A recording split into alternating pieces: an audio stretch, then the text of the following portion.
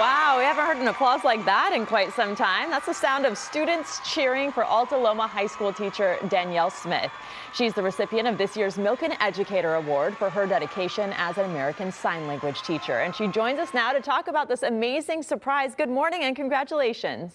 Thank you. Good morning. Oh, I wish I could sign back, but I'm a little bit lacking in that regard. But this award is called the Oscars of Teaching, and you had no idea you were even a candidate, right? Tell us what it's like to be No. honored for your exceptional skills. Thank you. It was such a surprise. We were invited to an assembly in our gymnasium, and typically assemblies are purposeful. They are for an upcoming school dance or a welcome back rally. And this one was a little bit vague. And nonetheless, we all gathered, and the gym was beautifully decorated, and everybody was, as you can see, very spirited.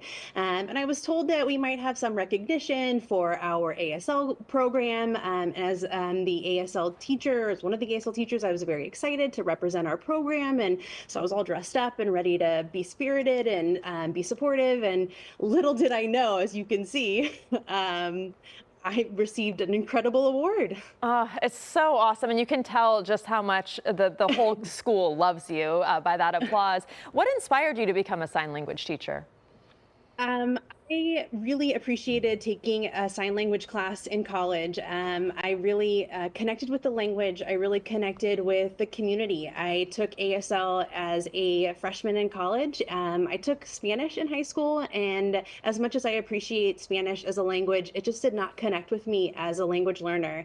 In college, I loved ASL, and I loved practicing the language with friends and with hearing friends and with deaf friends, and I just kept studying and practicing, and I loved it. And as I grew into the language and grew as an individual and as a language learner, I wanted to share that experience with others. And I continue to learn, and I continue to evolve as a teacher and as a language learner. And I love sharing my passion with our students and with our community. And I love that they get to instead and continue to branch out into our community. And so it's really become an established language on our campus and then on our community as well. So we have developed some programs on site on our high school, but also through our middle and our high school, or our middle and elementary school campuses as well. So it's been an incredible process. That's amazing. And I know that passion is contagious. And I'm sure you've inspired so many people and helped so many people through your passion. You are an advocate in the classroom, out of the classroom as well.